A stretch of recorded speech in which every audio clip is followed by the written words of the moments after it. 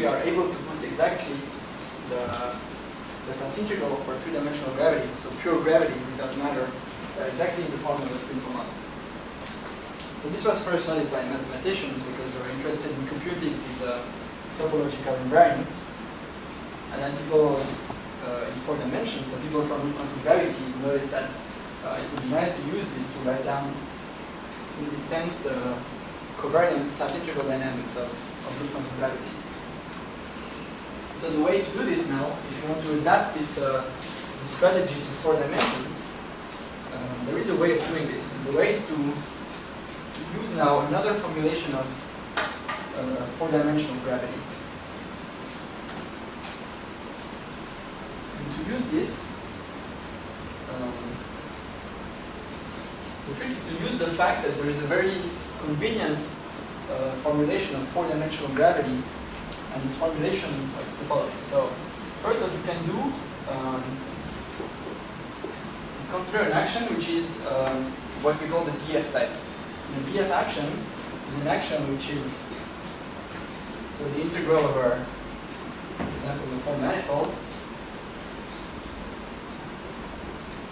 and it's essentially just B wedge F. And so to construct this, for example, in 4D, I take B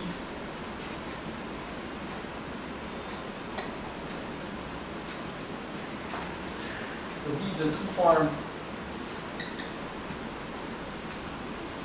valued in a Lie algebra G, or for example, you could just write down, for example, SL to C or SO3 or SO4 if you want. So depending on the signature that you want. So you take a B that is a two-form valued in a Lie algebra, and F, which is the curvature of the connection. So F is also a two-form. So same thing, two-form in SO31 or SO4. This in fact works in any dimension. You can take any dimension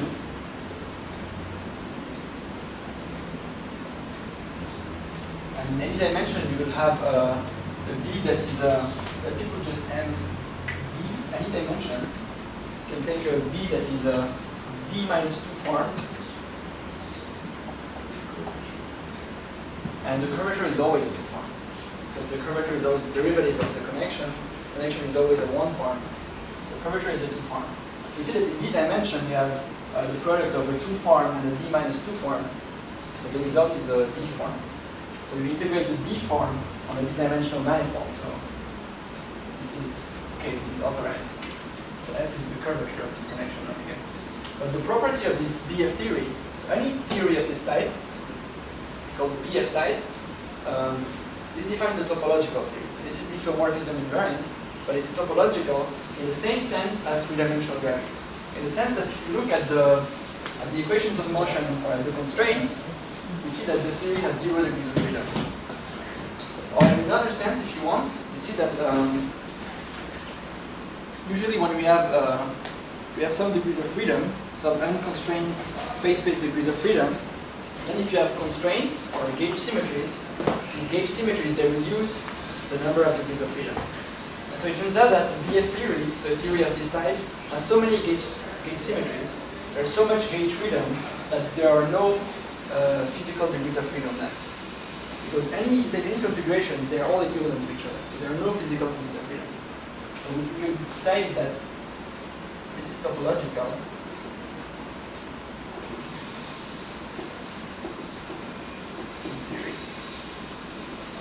So in the sense, 0 degrees of freedom.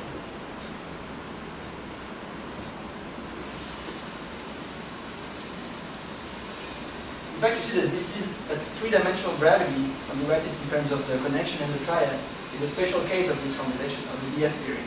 Because if I just take the B to be a triad, so in 3 dimensions the B would be a 1 form, a 3 minus 2 form, so 1 form. If you take the action that we had before, EI wedge FI, this is the action for 3D gravity. So earlier what we did the canonical analysis, look at the constraints. We said that we had a flatness constraint and a SU2 Gauss constraint, but because of this we had 0 degrees of freedom. We did the counting of degrees of freedom. Here we could do the same thing, take this action, do the Hamiltonian decomposition. It's very easy because there are only two first-class constraints, no complicated constraints. You count the degrees of freedom when you get 0. So this theory is topological. And so because it's topological and because it's of the BF type, what we can do is do the same discretized path integral as we did for 3D gravity. This means that you can do the same thing as for 3D gravity.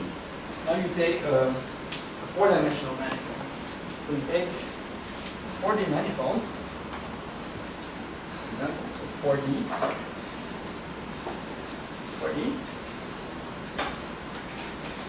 and then if it's 4D, you don't have tetrahedrons anymore, really. You have to define a little chunk of 4-dimensional space, so a 4-dimensional cellular complex. And such an element is what we call a 4-simplex.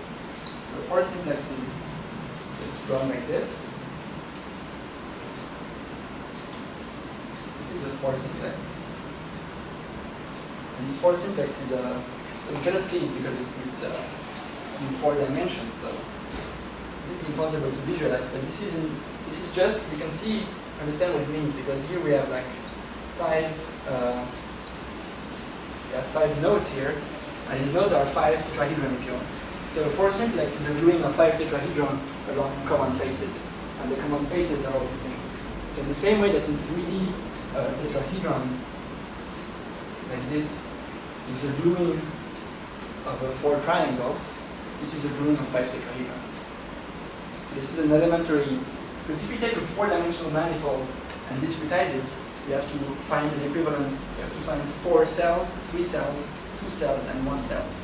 So in 3D we have 3 cells, were tetrahedron, 2 cells were the triangles, and the 1 cells were the links. Now in 4D, the 4 cells are the 4-simplex, the 3 cells are tetrahedron, 2 cells are faces, and 1 cells are links. So we have this 4-simplex here.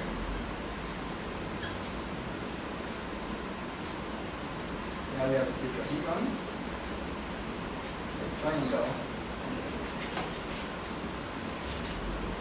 So now in the dual, everything is the same now. This is the advantage, in fact, of working in the dual, that it doesn't depend on the dimension. Because in the dual now, so the 4-simplex is dual to a vertex, now a tetrahedron is dual to an edge, a triangle is dual to a face, and the link dual to a 3D region. This is not important, the last step. So we have the 4-simplex sigma, tetrahedron tau, triangle T, and big L.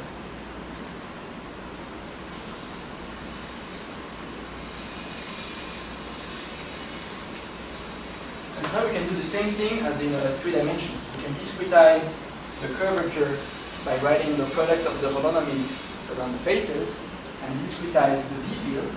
And remember that in 4D, B is a 2-form. So now we discretize the B field by integrating on the triangle of the faces, because these are the 2-dimensional. This is the 2-dimensional object. So since in 4D the B is a 2-form, we integrate it along the triangle.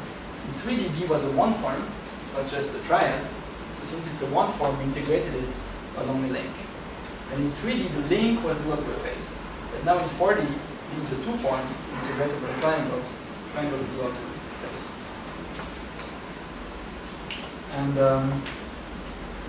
you see that we could do the same thing in principle. We could write down a partition function like this for BF theory, function of the x, the faces, and the holonomies, and write this as product of the faces of x f, product over the edges of holonomies, and then exponential of I sum over the faces to delta star, trace x f.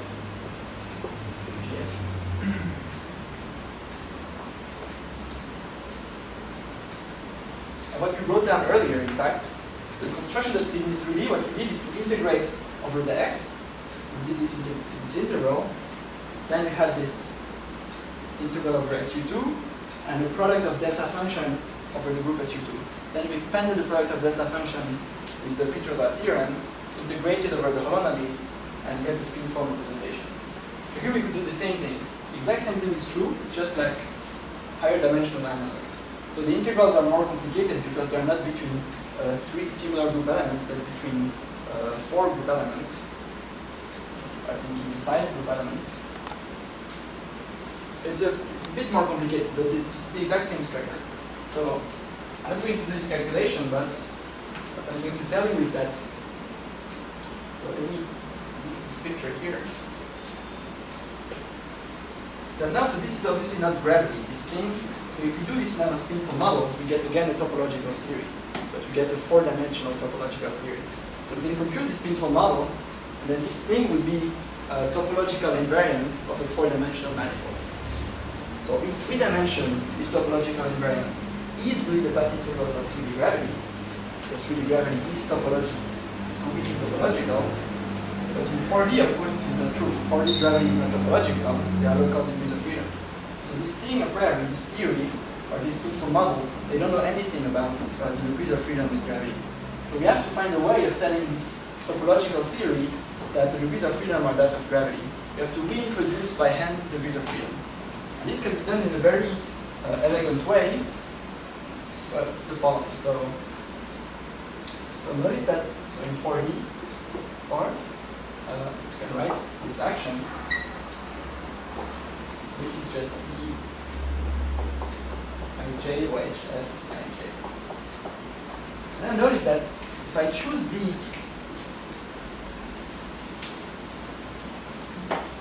now notice that if I choose B to be of a very specific form, if this new form B is equal to epsilon aj KL now, then this action becomes just the Palatini action for the gravity. Then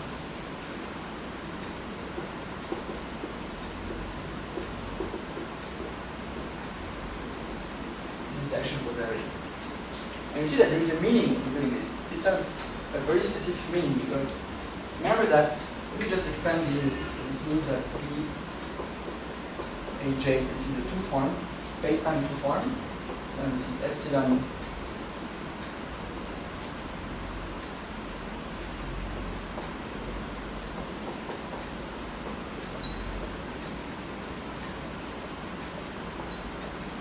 like this. Let's see that how many components are there? How many B fields of this type? So this, by the way, is called a bivector. This B, a 2 form like this, it's not a vector, it's a bivector. And how many components does this have? So we have to see like the symmetries of these indices. And since these Aj indices are Lorentz indices, so they are anti-symmetric. So this is like, in these indices it's anti-symmetric 4 by 4. So there are 6 components. This is also anti-symmetric 4 by 4. So there are 6 internal components and 6 space-time components. So a total of 36 components.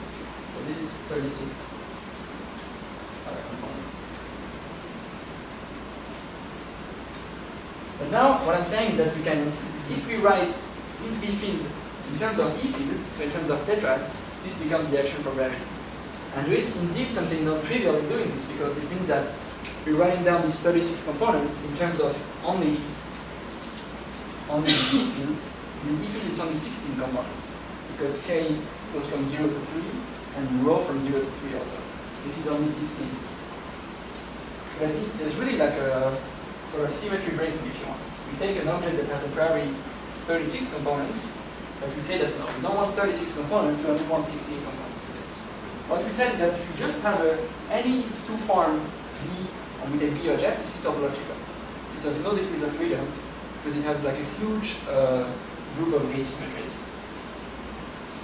Now what we want is to say no, we don't want any B field, we want a B field, so a 2 form that is written like this. There is a wedge product of tetrads. And if this is the case, then this becomes the action for gravity. But now how can we do this? How can we impose that this be the case? And there is a way to do this, and this is by adding a Lagrange multiplier in this action. So now we can introduce a new action, which is the Plebanski action.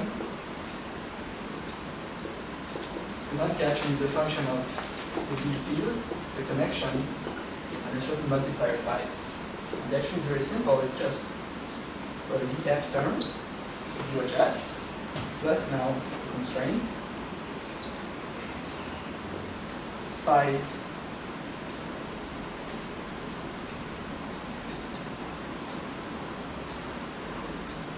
When you write it, I will expand with the indices.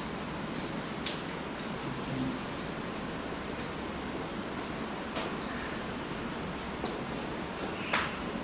J plus phi.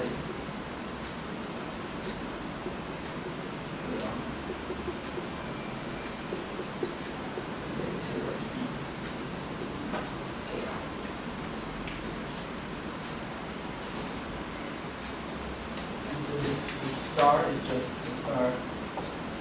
This is the Hodge dual in the Lie algebra. This is 1/2 of epsilon by definition. So what I'm saying is that if you take this topological theory, you add this new term, this constraint, and this term breaks the topological symmetry of the theory to give you gravity. And so you can see, you can understand why this is the case, because let me erase this before.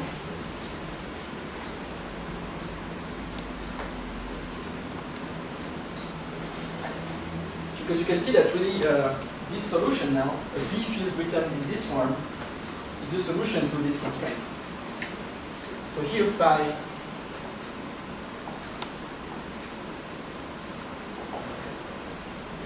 is a multiplier with 20 components. So because phi has symmetries, you see that phi is antisymmetric in these two blocks, so the block AJ, the block KL, and also antisymmetric in all these indices. So if you counted these indices, you will see that phi has 20 independent components. So you see that this is indeed what we want. We have 36 unconstrained B components. So if we impose 20 constraints, it means that we have 36 minus 20 equals 16 components. And to see another way of seeing why this is a multiplier. So if you look at the equation of motion imposed by phi, phi is just imposing that star B, AJ, wedge B, KL is equal to 0. So this is the equation of motion.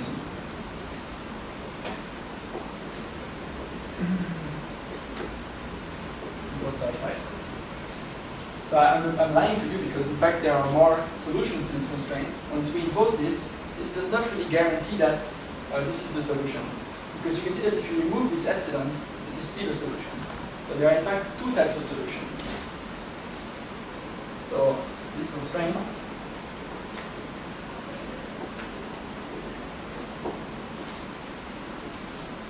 guarantees that B AJ is of the form, so either plus or minus star EI wedge EJ, or plus or minus EI wedge EJ. So you can just see that, show that this is the case. You can just take this expression for the B, plug it into here, and see that it's indeed 0. So you can take this expression for B, plug it into here, and see that it's indeed 0.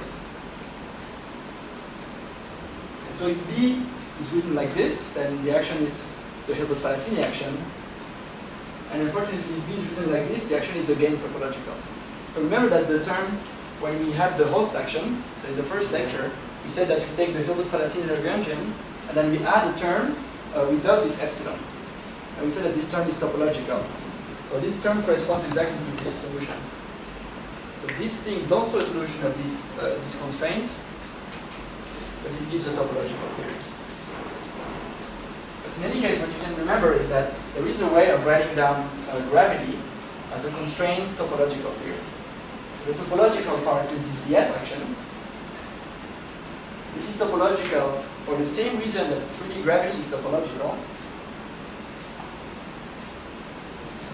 And now what we can do is take this PF theory and add constraints. And so these we call them simplicity constraints.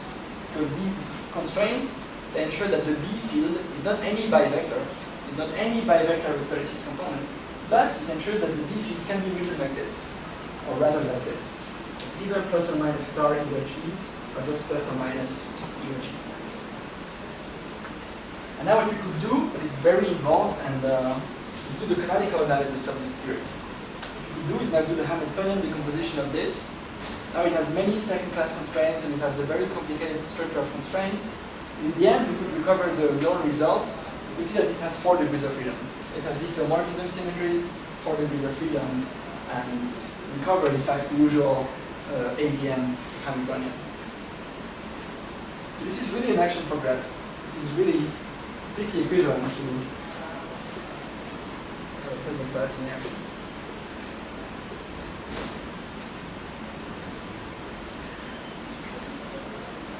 And so now we have this is a nice thing, we have a strategy now, because we said that a topological theory, we know how to write down its spin-form quantization.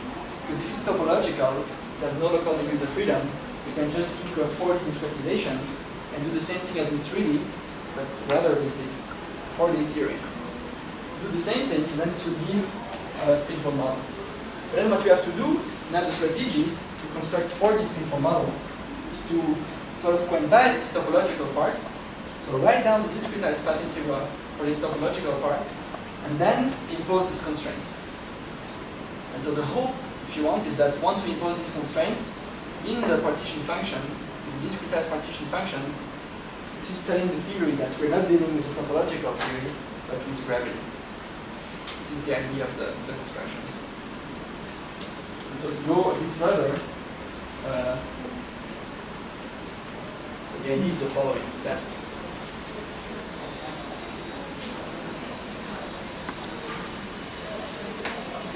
so the partition function for DF theory, so if we quantize just this DF part, the topological part, this would be the form of the spin-form model. This would be the sum over. Let me choose the Euclidean case. Let me choose the gauge group SO4.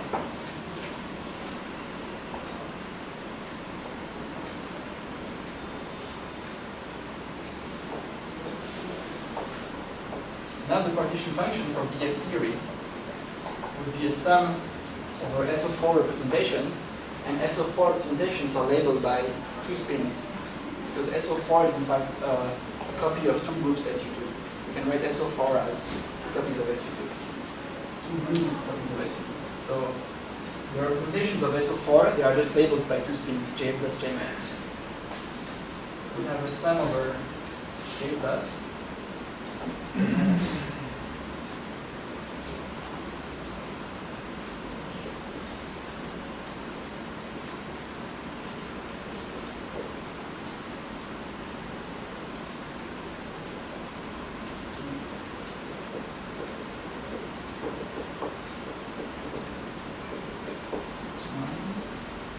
product over distance. And remember that earlier we had a 6J symbol. And now we have, in 4 dimensions, we have a sort of a generalization of the 6J symbol. It's a 15J symbol. And so why is it 15J? You understand. 15J. This means that this vertex, so the amplitude or the quantum weight of the vertex is a quantum mechanical object given by SU2, or rather SO4 angular momentum objects, and it's a 15J symbol. So why is it a 15J symbol? Because remember that the 4 simplex, what this 4 simplex is, it's in fact, remember that the tetrahedron was the chunk of space-time in a 3D manifold. So the piece of a 3D manifold, a 3-dimensional piece of a 3D manifold is a tetrahedron. And now in 4D, we say that the 4-dimensional piece of the 4D manifold is this 4 simplex. But you see that this 4 simplex has, you can count the links and the nodes. You can count that there are like 10 links. So 1, 2, 3, 4, 5, 6, 7, 8, 9, 10. 2. Yeah, so 1, 2, 3, 4, 5, 6, 7, 8, 9, 10. So there are 10 links and 5 nodes, but these nodes are intertwiners in fact. So for the same reason that in 4D we had, in 3D we had representations and intertwiners, here we have representations on these links, J1 until J10, and here we have intertwiners, so 4 valence intertwining between these representations. So we have A1, to A5. And it turns out that these interfiners, you can also represent them by a spin number. So you have, if you want 10 spins, plus the 5 spins coming from the interfiners. So you have 15 spins, and you can put these 50 spins together in something that is called the 15J symbol. So just telling you where the 15 comes from, why this data is labeled by 15 spins. So in 3D it was labeled by 3 spins, because the 3 spins were the 6 spins. The 6 spins were the 6 links of the tetrahedron. But you could ask me, wait a minute, you could tell me that it's strange, because here I'm counting spins for the nodes, so spins for the intertwiners, but here I didn't count spins for these nodes here. I didn't count any of these. But the reason is that since all these nodes are three valent, so this node here knows about 3 spins, and there is only one 3 valent intertwiner. So if you want this means that the dimension of the Hilbert space, which is the invariant in SU2 space between 3 angular momentum, HG2 and HG3, is equal to 1. So this means that if you ask how many intertwiners, how many invariant tensor are there in the tensor product of 3 SU2 representations, up to normalization there's only one. And this unique one is the Clebsch-Gordon coefficient. So the one that is always extensively used in angular momentum theory. So these simple Clebsch-Gordon coefficients. So because these intertwiners are 3 valence, they are completely unique. So there's no sum, they are not labeled by spin because there's only one object. So here they're 4 valent. So because they are 4 valent, they are labeled, if you want, by an additional spin. This is why we have to count them too. This is why we have the 10 spins for the links, 5 spins for the intertwiners, so 15 spins. So here we have a query 6 links and 4 nodes here, but these nodes are completely privileged. This is just a 6J. But in any higher dimensional thing, we have to count also these intertwiners. But anyway, it's not important. What you can really remember, what is important here, the message is that we know without ambiguity how to write down the spin-foam model. So this spin-foam expression for BF theory, so for a topological theory of the BF type. In 3 dimensions, it turns out to correspond to 3D gravity. So it's exactly the path integral for 3D gravity. And in 4 dimensions, it's just the path integral for a topological theory. But what we're saying is that classically, remember now that classically, we know that 4-dimensional gravity is just this topological theory plus these constraints. So what we did so far is to quantize this part. Now we have to impose these constraints. And now the strategy is to just try to write down these constraints in terms of what we have here, in terms of these labels. And these labels are group representations. So what we have to do is to translate, try to find a way to translate these constraints into group data.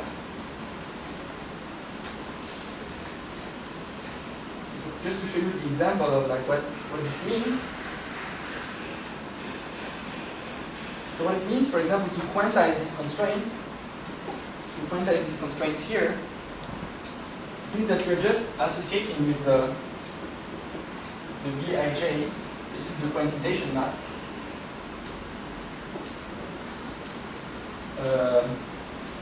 A generator of the Lie algebra.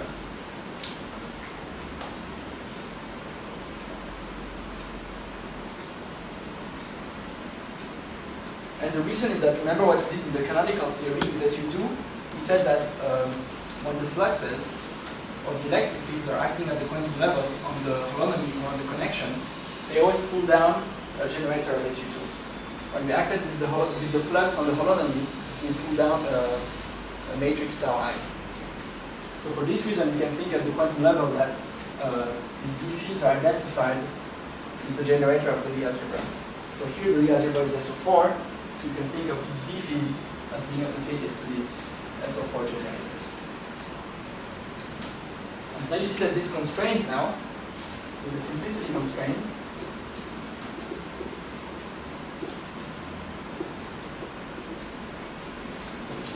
star B this becomes a condition on these generators.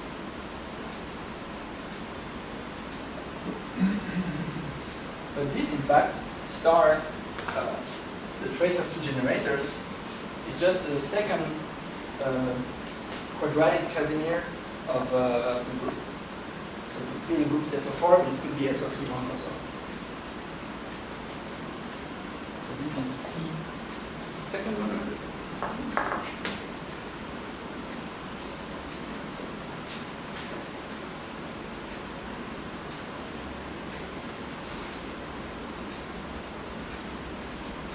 And so the expression of this Casimir now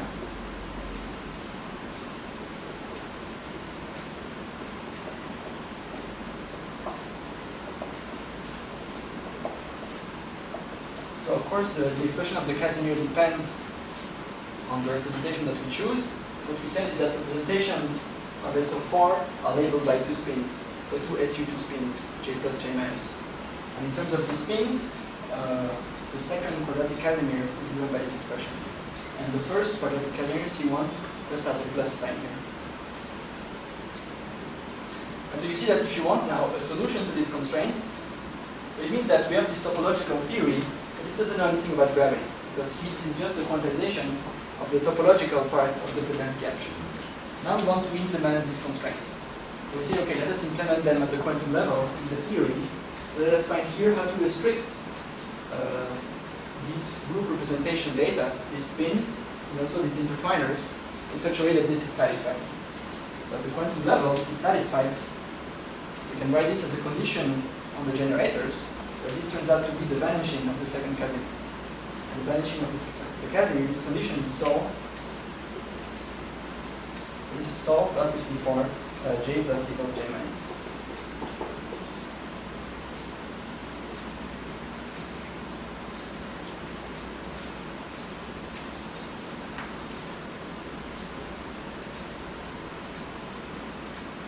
This is an example of how we would deal with these constraints at the quantum level, or how we would construct a spinfold model in 4 dimensions. And the idea is that we take the action for gravity as a topological part plus a constraint, and these constraints ensures that we're not really dealing with the topological theory, but we're dealing with gravity. What we say is, okay, we first quantize this topological part, this we know how to do because it's topological, and then in the quantum theory we impose these constraints. So the way of doing this, for example, would be analogous to this. So now it turns out that the construction is more complicated because now what we want is to have a correspondence between one spinfold model to represent the dynamics of canonical quantum gravity. But in the canonical theory, we had this parameter gamma, this free parameter that is added in the action, and that was everywhere in the spectrum of the geometric operators. So what we should do is also modify this action in order to incorporate this free parameter. And so if we did this, we'd have to reconsider the imposition of the constraints. Well, so essentially, to make a long story short, the big open debate now with the quantum gravity is really how to deal with these constraints. And the reason is that these constraints, we cannot really do this thing in fact, because these constraints are second-class constraints. And in fact, if you have second-class constraints, you cannot really impose them in the quantum theory. Because second-class constraints should be solved strongly at the classical level. They should be imposed with a delta function completely strongly. They shouldn't be allowed to fluctuate or be imposed in the quantum theory.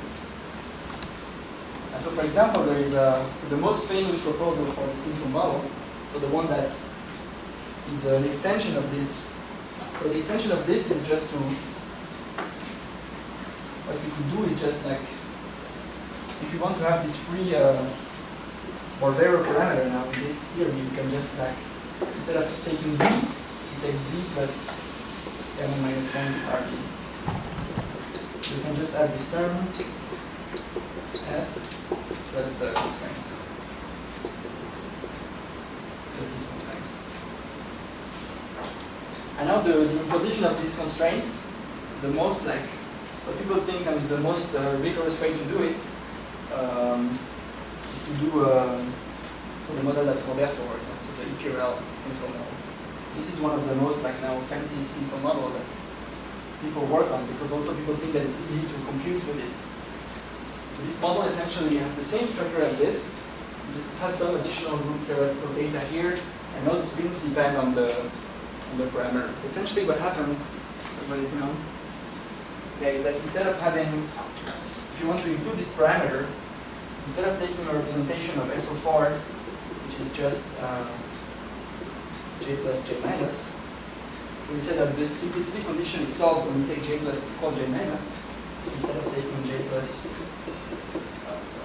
equal j minus equals j. What you have to take is something times gamma j, and we'll have 1 times gamma j. This is where gamma appears. If you put gamma classically here, so this gamma is the one that was used for the construction of canonical return to gravity.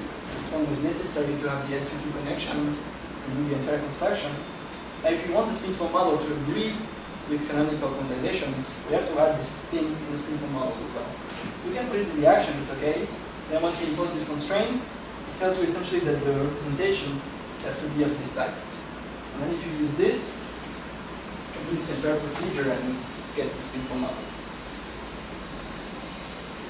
So there are there's no agreement now on the community on which four-dimensional spinfold models we should use. So the imperial model has been studied a lot because it has a very simple spectre. It's very simple, so you can actually compute with it. You can do calculations. But there are many indications showing that this is not a good model, but it's not very well behaved. But anyway, it's still like a very good construction.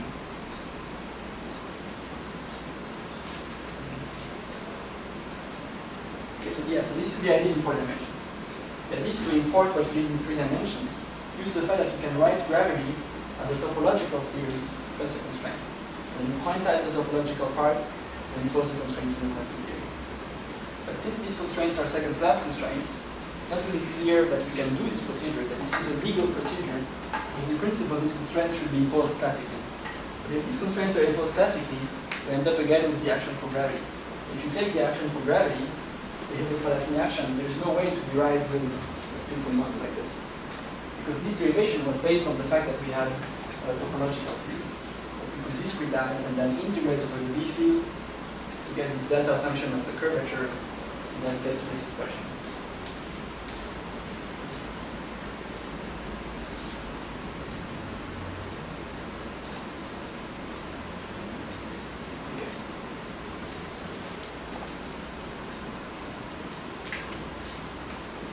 Yes, we can remember that all the proposals now for spinfold models, they're all based on this strategy. They're all based on this thing, and they all have the same structure that we wrote. So a product over all these simplicial elements of amplitudes.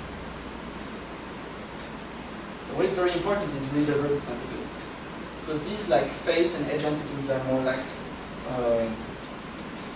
normalization coefficients, and they're not as important as the vertex amplitude. The vertex amplitude is really the dynamics of the theory, in the sense of the picture that we wrote earlier, that when the states evolve, when the Hamiltonian constraint acts, it creates a vertex, and the weight of the vertex is given by this object. So the topological theory is just this 15J symbol, but this is topological. So this is not the quantum dynamics of gravity, because this is a topological theory. But now we have proposals of 4-dimensional models that hopefully do this procedure very rigorously.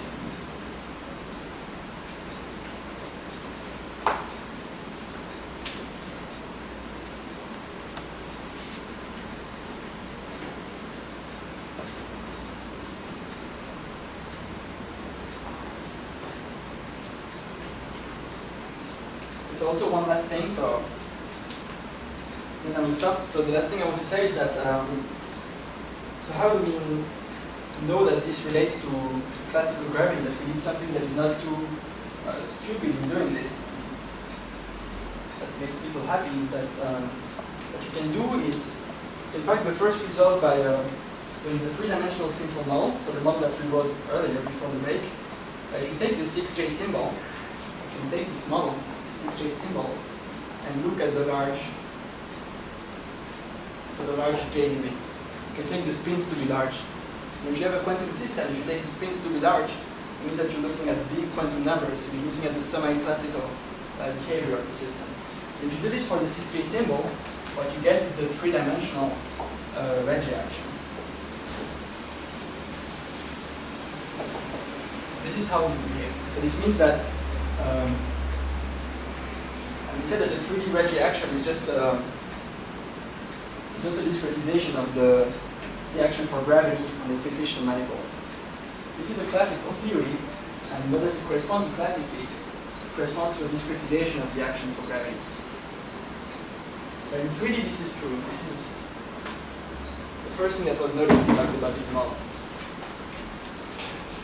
And now in 4D, what people were able to show, the analysis is much more complicated, but many people worked on this, and they were able to show that for example, the EPRL vertex amplitude, so this is the proposal amplitude for the 4-dimensional spin form, gives also the Regge action.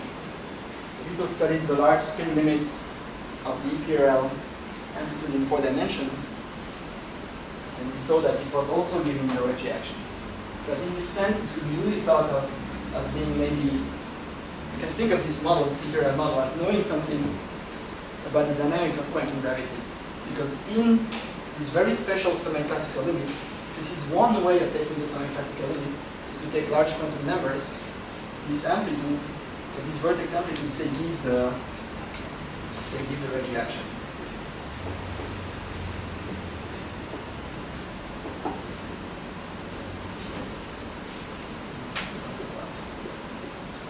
This is a very non-trivial result. So this is sometimes people present this as one of the results also of loop quantum gravity and spin forms. You can say that there is what we talked about yesterday about cosmology, so the avoidance of the Big Bang singularity, the results about black hole entropy, that we are able to compute the entropy of black holes, or 3-dimensional or 4-dimensional black holes, and the fact that the asymptotics or dark spins of the spin form models, amplitudes in 4D, they give you the Regge action.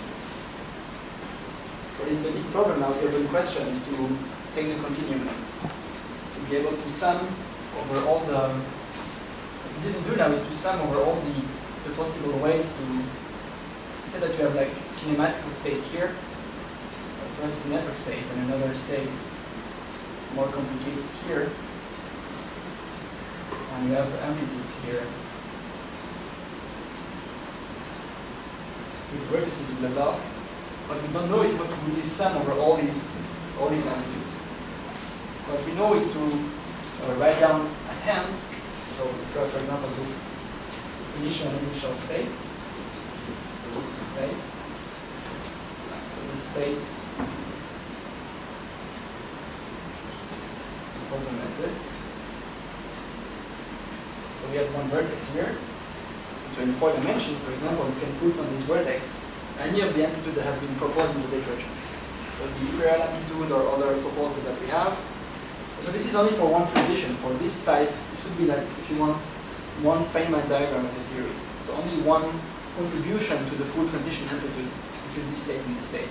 What is not known is really how to sum exactly over all these contributions and to order them. So which contribution is more important than the other one. This is now what is under investigation, where people are studying. So I didn't have time to talk about black holes, but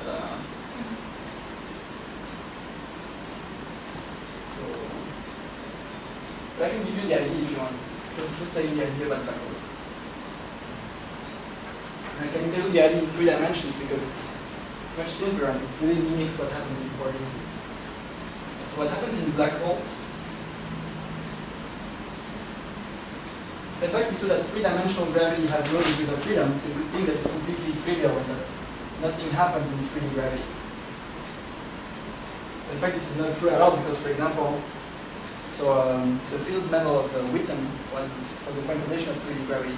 So this was mathematically very complicated and it took a very long time to do it. And it was very crazy mathematical structures. And so what was noticed is that even if 3D gravity has low degrees of freedom, no local degrees of freedom, it has black hole solutions. And so if you take 3D gravity. So with negative cosmological constant, negative, you have black hole solutions. So this came as a very, very big surprise to people. This was a very big result because probably nothing can happen here, but there are still like black hole solutions. And the black hole is called the BTZ black hole.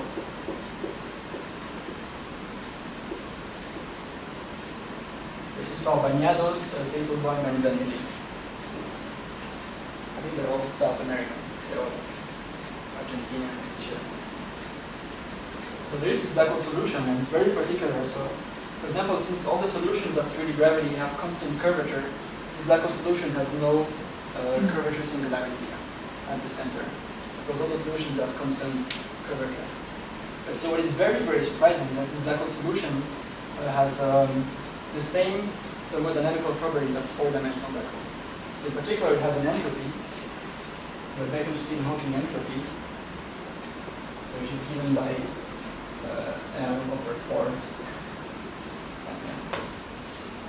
So the entropy of a 4D black hole is this. It's the area over 4 squared. This is really crazy and surprising because already in 4 dimensions, we know the problem of quantum gravity is to really try to explain where this entropy comes from. Because we have these black holes, and if you have an entropy, it means that there are many, many microstates that contribute to this entropy, and we don't really know where they come from. But here in 3D, there is also a black hole solution that has also an entropy. It's even more strange because you see that 3D gravity has no degrees of freedom, no local degrees of freedom. So if it has no degrees of freedom, how can there be an entropy? Like, what is the contribution to this entropy? This is really big in general. If you compute this, this is very small, this is quite big, so this is a huge, huge entropy. So we don't know where this entropy comes from. So there have been many calculations in 3D to suggest where it can come from. And in particular, the most thing, what people think is that this entropy comes from the degrees of freedom of a conformal field theory that is at the boundary at infinity. These people, and also Steve Carley, noticed that look at the algebra symmetry of the solution at infinity. It's just generated by a Virasoro algebra. And this Virasoro algebra is the structure of a conformal field theory, and in some sense, if you just know the central charge of the Virasoro algebra, you can use a formula called the Cardy formula that gives you the number of microstates and then compute this entropy. This is a way to derive this entropy. But in quantum gravity, this was never done. And only recently, we managed to compute this entropy from loop quantum gravity. So this really mimics what is done in 4 dimensions. And the idea is that, so there is a metric for this black hole solution. Maybe I wrote it down. The metric is, well, it's not important. It's just a normal solution.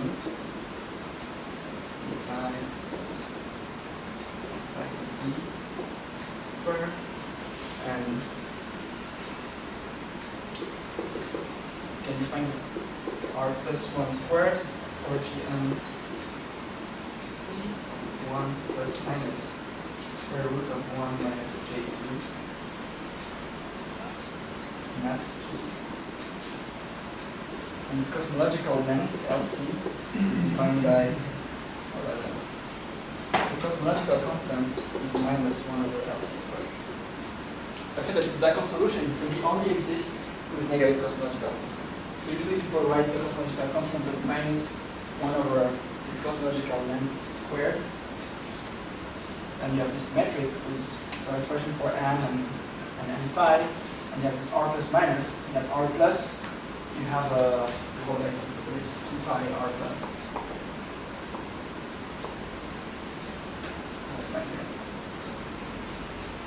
So the way to derive this entropy in loop quantum gravity, for example, is to say the following thing: is to say that what we need, in fact, is a negative cosmological constant. Otherwise, there is no black hole solution.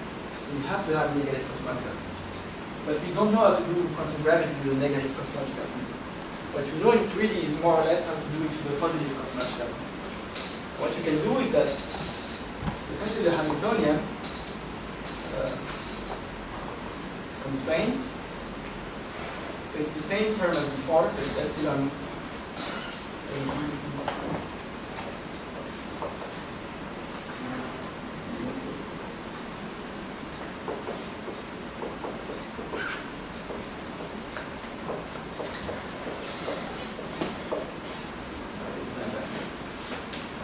So before we didn't put the lambda, so we only had this term. So this was the flatness constraint. Through the gravity, now we have this lambda term. And so then to construct the kinematical states, it's the same thing as in 4 dimensions. We consider the spin network states. This is now SU2. Because if this is Riemannian, in fact, first this solution was introduced in the Lorentzian case. This is a Lorentzian solution. But there is also a Euclidean BTC solution. So you can rotate this. You can take t equals minus I tau. And the mass is the same, and you just put the I in the angular momentum. And we also have a Euclidean solution. And Euclidean 3D gravity is given by the gauge group SU2. Now we can do SU2 3-dimensional loop quantum gravity. So you take this constraint, and now the states are again, they're given by spin network states.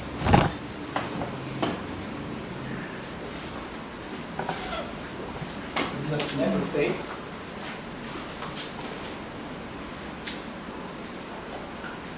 So these states of psi gamma, they are cylindrical functions over the graph gamma. So they are again given by graphs like this. So now what you have in 3 dimensions is that the length operator is quantized, just like the area operator in 4 dimensions. So in 4D, so that the area operator was very easy to write down and it's quantized. In 3D, the analog of the area operator is the length operator. It's 1 dimension less. So the length operator, the length spectrum, is also proportional to square root of j plus 1, where j is the spin carried by this link, by the links. So what we can say in 3D is to imagine that we have the black hole horizon. So at r plus, we have the black hole horizon. So if you have no angular momentum, you only have one horizon at r plus, and if you have angular momentum, you have 2 horizons. You have an inner horizon at r minus 2. So without angular momentum, you have one horizon. What you can say is that if you want to tessellate the horizon, so discretize the horizon. So you have this horizon here, which is this circle. This horizon. And imagine that you have a spin network state that punctures this horizon like this. And so because the length spectrum is quantized, whenever you have a spin network state, you have a little quanta of length here. So dual here. So here you have a little quanta of length here, another one here, another one here.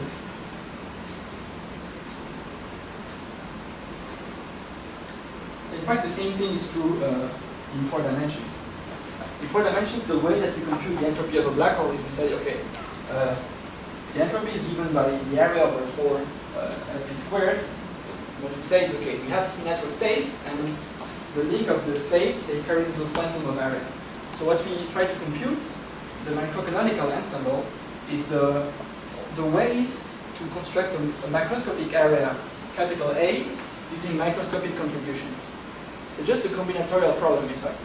We take like this black hole, so this is the horizon, so with perimeter length capital L, so given by 2 pi or plus, and then we imagine that we have a state, a spin network state like this that we fix, and we want to know how many ways we can describe this, obtain this length L using this state. So how many states, in fact, this is the question, how many states are there that give you this fixed length L? And if you know how many states we have the entropy, because we just have to take the log of this number of states and we have the entropy. So this is the usual microcanonical definition of the entropy. We compute the number of states, so the microscopic configuration, then we take the log and we have the entropy. What we want to know is the number of ways to tessellate or to discretize this black hole horizon with a given spin network state. And in fact, this is known because you can think that since really gravity is topological, this means that the meaning of this in this picture is that you can only choose one graph. If you fix one graph, you capture all the degrees of freedom. Because since it's topological, there are nothing, you don't need like an infinitely refined graph to capture the degrees of freedom. You can only take one graph that you fix once and for all, and given this one unique graph, capture all the degrees of freedom, because the theory is topological. What you can say is that you fix a graph like this, with you can say that all these links, they meet at only one vertex. Imagine that all these links, so we go here, so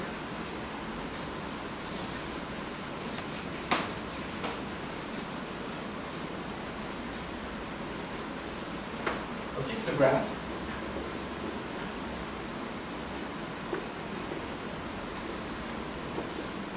So with the p pointers, so p links, and one node.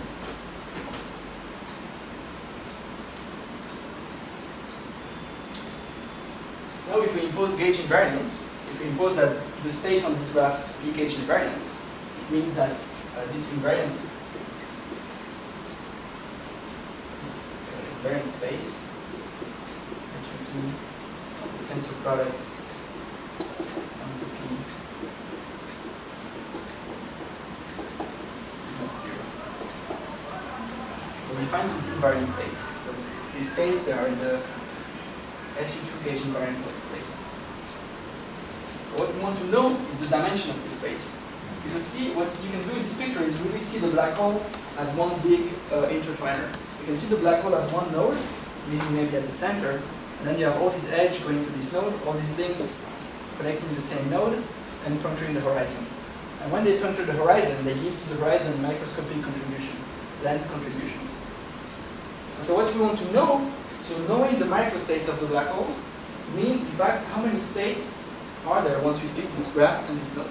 So how many states, this is the same thing as before, when we said that we have a free valent intertwiner, there's only one state. Because this means that there is only one free valent intertwiner up to normalization. If now we have a higher valency, then the Hilbert space, this Hilbert space, has a dimension bigger than one. Because there are many, many states that are in the invariant Hilbert space. So what we want to know is the number of such states. So in some sense, the dimension of this Hilbert space, this is what we want. This is a Hilbert space, this is the gauge invariant Hilbert space. So invariant in SU2 of the tensor product of all these links meeting on one node, but we want the dimension of this space. And now we have to use another ingredient. We're going to jump to the result. And this ingredient is that we know there are many indications that if you impose the dynamics, if you impose this Hamiltonian constraint with a cosmological constant, what happens is that the structure of the group SU2 gets deformed into a quantum group, into a group, quantum group SU2. So this means that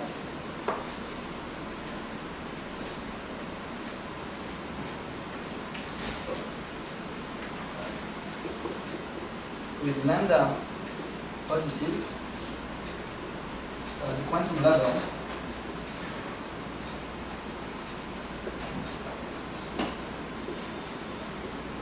SU2 becomes and this we know essentially from the result of Witten. So on the quantization of 3D gravity, we know that at the quantum level, once we have a positive cosmological constant, the group at the quantum level, the gauge group, is not the classical group SU2, but it's a sort of a deformation of the group. And this we call UQ SU2, so this is what we call the quantum deformation of the classical group. And just so regardless of the structure of these quantum groups, what is important is that we know, in fact, the dimension of the Hilbert space of P representations of the quantum group SU2. And in other words, for positive or negative? For the moment it's positive. So let me introduce just the following thing. So what is this Q? This Q is following. We find a Q which is exponential by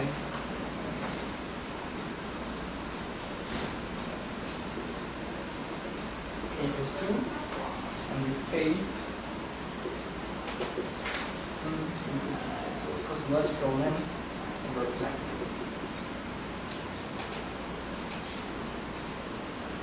So define this number Q.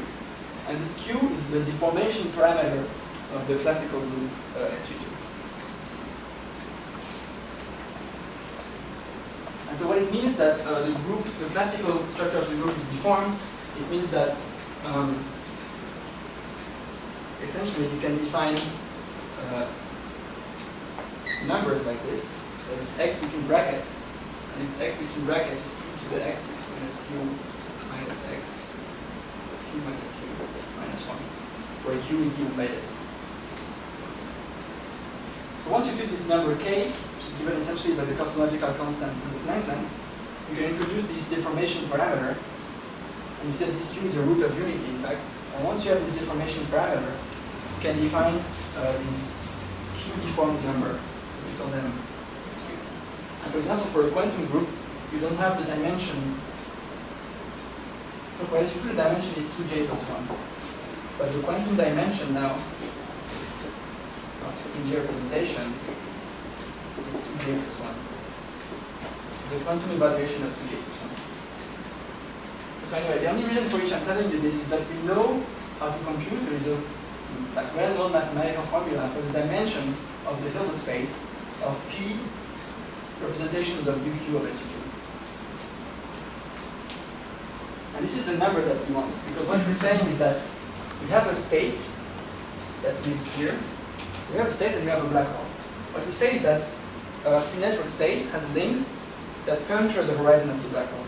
And it punctures the horizon of the black hole in such a way that the length, the total length of the black hole, so which is 2 pi r plus, is given by a pi Planck length, sum over all the links to p JL plus 1. So this is the invariant that we import from quantum gravity, the fact that the length operator is discrete. And we say that, okay, now we take a graph, we fix a graph, we fix the state of the theory. This state is piercing the horizon of the black hole in such a way that the horizon can be written as the sum of all these contributions. Now what we want is the number of ways of doing so. Once we fix a graph, there are many ways of doing so. I can switch these two links, and I can change the labeling of the space. This is what it means, in fact, to compute the dimension of this space. Because you see that if I invert like two spins, I'm still in the space. And the space has a big dimension. The dimension of the space is given by the ways to recouple, to combine all these representations together into one unique intertwiner. And so for the quantum group SU2, this quantity is known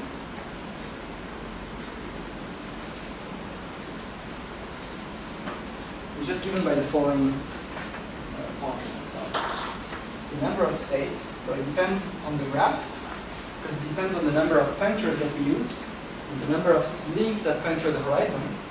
It depends on the graph, the cosmological constant. The moment is lambda positive cosmological constant. So it's 2 over k plus 1.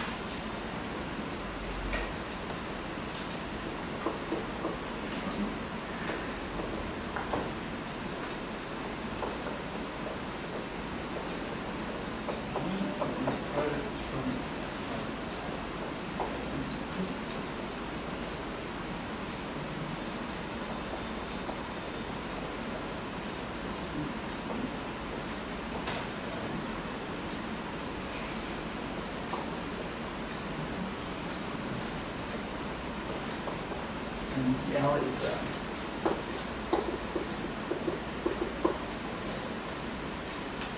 what this formula means is that, in fact, for the group SU2, there is a formula known as the character formula that tells you the dimension of the Hilbert space of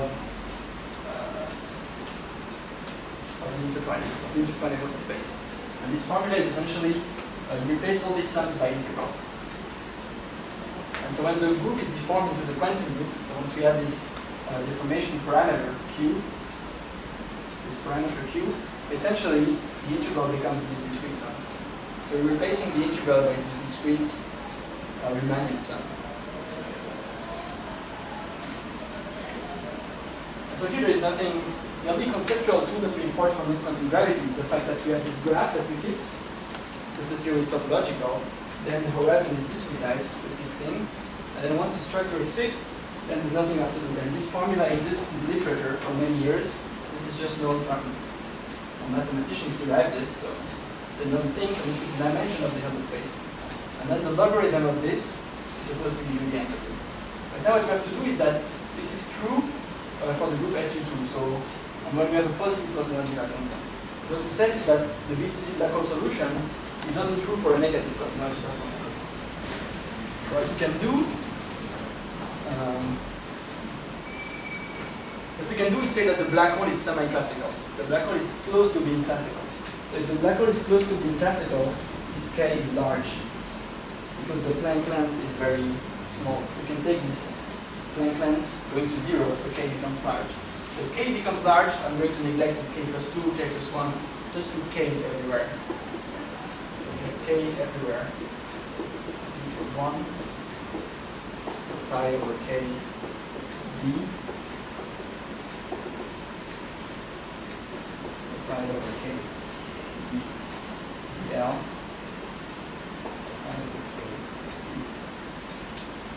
And now you see that because lambda is 1 over L cosmological lambda squared, you see that now we can do an analytic continuation and continue K to I lambda. And if I change K to I lambda, now the cosmological constant becomes negative. So here it's positive, and if I change K to I lambda, it becomes negative. And then if I can change K to I lambda, all these signs become hyperbolic signs. This becomes sin H, sin H, sin H. So we change K to I lambda.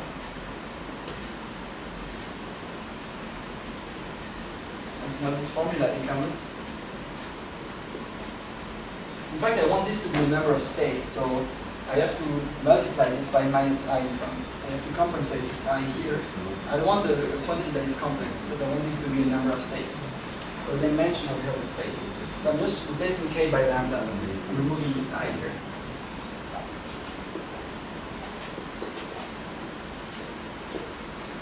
H. Product B.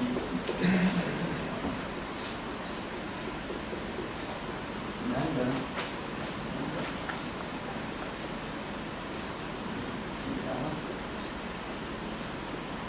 H by over lambda. And now because these are only like, they're not oscillating anymore. Earlier these were like oscillating exponentials. So with this formula it's very hard to see what the behavior of this formula is for large spins. Right now these are just like growing or decaying exponentials. So we can extract the behavior of this number of states for large spins. And large spins means semi-classical black hole. It means that we take a black hole, that all the spins are large, such that the configuration of the black hole is semi-classical. And then once we do this, we can see that the asymptotic behavior of this number of states is exponential L over 4.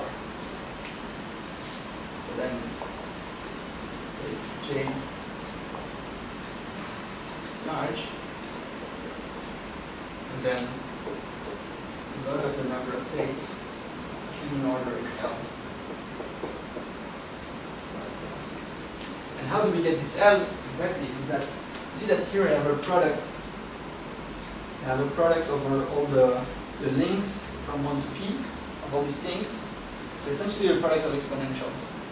So it's going to be an exponential of a certain sum, and the sum is the sum over the links of the dimension. So this dl is 2jl plus 1, and this is related because of this relation to the length of the perimeter, length of the horizon. So once we use this relation, we get that in the large G limit, the logarithm, so the entropy is L over 4.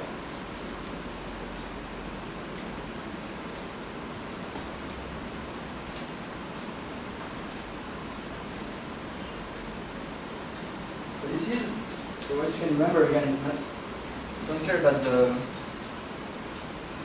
so these mathematical details, but what you can remember, what is important is that also in 4 dimensions, the construction is the same. And the idea is that since we have this discrete quantum geometry, since the area operator has a discrete spectrum, what you can do is see the horizon of the black hole as being described by many, many microscopic configurations.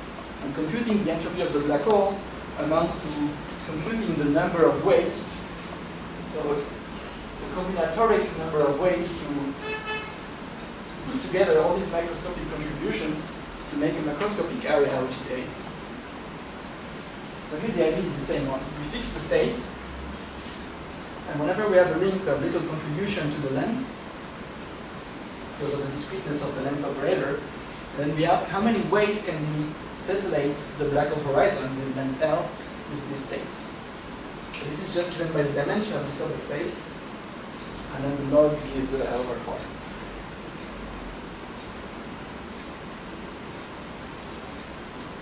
So in 4D, it's essentially the same computation.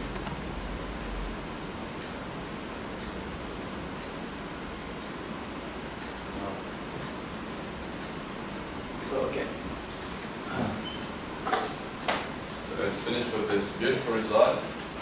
Do you have any questions? No, what about the Barbero parameter? Oh, yeah, so